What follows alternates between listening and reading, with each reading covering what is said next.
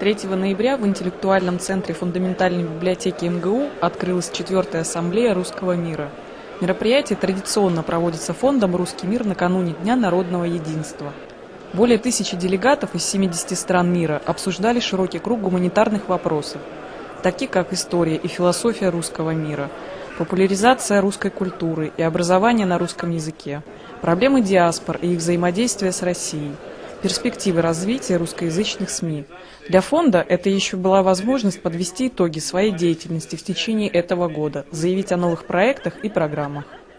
4-й раз в этом зале интеллектуального центра мы принимаем такую высокую ассамблею и корпорацию. Для Московского университета это честь. Честь потому, что наша ассоциация, наша корпорация ставит задачу единства, единения русского мира, задачу образования, воспитания новых поколений молодых людей. И, конечно, это одна из задач всех университетов мира и Московского университета в частности. Мы очень много делаем для единения, то, что может Московский университет.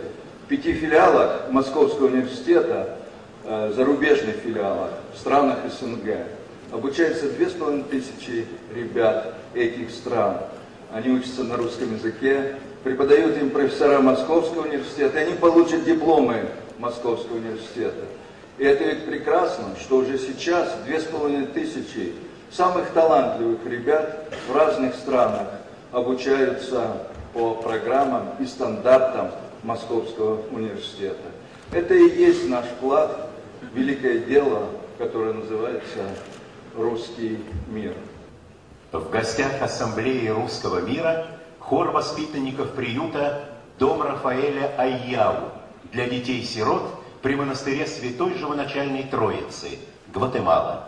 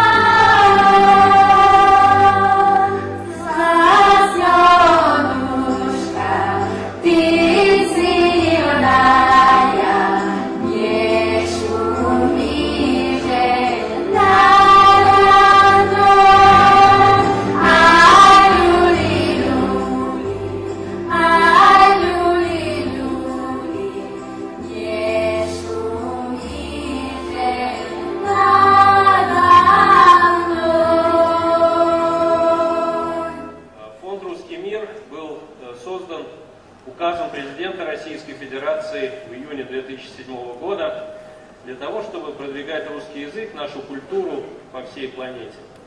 На сегодня в ведущих университетах, культурных учреждениях, библиотеках мира открыт 61 русский центр, 40 кабинетов русского мира, поддержаны сотни грантовых программ, предложенных нашими соотечественниками и тысячами людей, которые не безразличны к русской культуре. 2010 год был очень насыщен разными событиями, но в душе, в памяти запечатлелись прежде всего мгновения эмоциональные, насыщенные. Гватемала вместе с министром иностранных дел России Сергеем Лавровым мы разрезаем ленточку, открывая русский уголок в детском приюте, который организовала настоятельница, матушка Инесса, сегодня присутствующая в этом зале, канун 25-летия Победы. Победителей всемирной акции «Память сердца», в рамках которой мы просили людей со всех уголков земли присылать документы, воспоминания, рассказы о людях, о памятниках, о событиях. Эти победители, убеленные сединами ветераны Великой Отечественной войны, которые не были в Москве или в России после распада Советского Союза, или совсем молодые ребята из поисковых отрядов, они возлагают венки у могилы неизвестного солдата, и звенящая утренняя тишина, слезы в глазах, просветленные лица.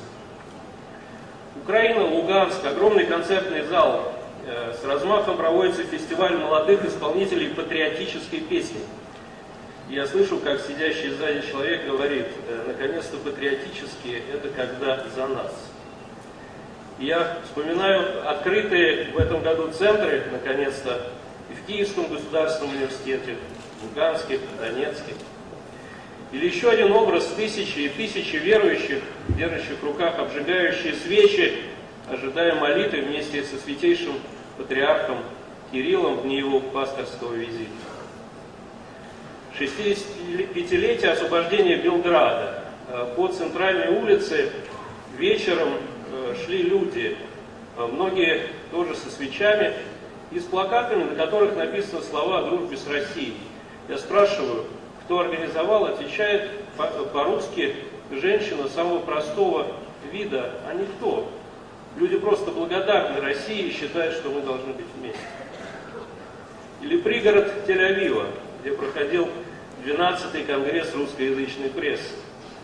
Тысячи людей на концерте, посвященном Дню Победы, на огромном стадионе.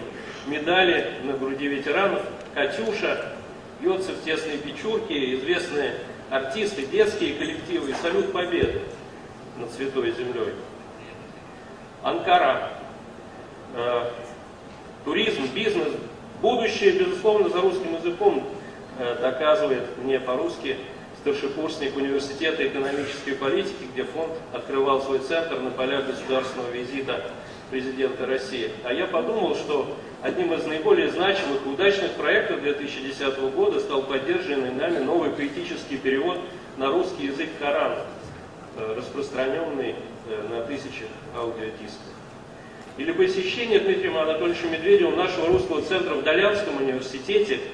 В книге почетных посетителей президент пожелал успехов всем, кто изучает русский язык, а затем объяснил слушавшим с открытыми ртами студентам, почему этот успех обязательно придет. И успех обязательно придет. Все это лишь небольшие эпизоды в жизни русского мира 2010, коих было, я уверен, будет еще великое множество и в нашей стране, и по всему миру.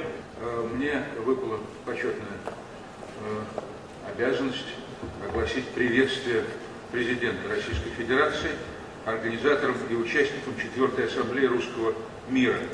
Уважаемые друзья, рад приветствовать вас в Москве и поздравить с открытием Ассамблеи, приуроченной к нашему национальному празднику, Дню народного единства. Ваш форум собрал соотечественников из более чем 70 стран, объединил тех, кому дорога Россия, кто поддерживает наши планы по всесторонней модернизации и стремится внести свой вклад в развитие страны, в расширение межкультурного диалога и продвижение позитивного образа нашего государства в мире. Главная тема и девиз нынешней ассамблеи – «Учитель русского мира», особенно актуальный сейчас, год учителя в России. Убежден, что именно от педагогов зависит не только укрепление позиции русского языка за рубежом, но и сохранение культурных и исторических традиций, скрепляющих многомиллионный русский мир. Желаю вам успехов, интересного общения и всего самого доброго. Президент Российской Федерации Дмитрий Анатольевич Медведев.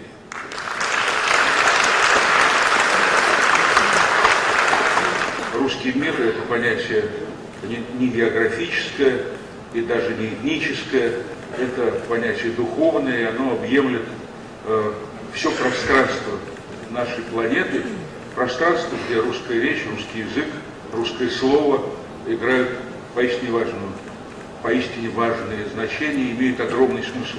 Не случайно, когда Томас Манн рассуждал о европейских литературах, называя великими литературу Франции, Англии, Германии, он сказал о том, что русская литература – это литература святая. И эта святость русской литературы и русского слова в высшей степени важна для всех нас. Я думаю, что ваша работа сегодня и в последующие дни доказывает это в высшей степени.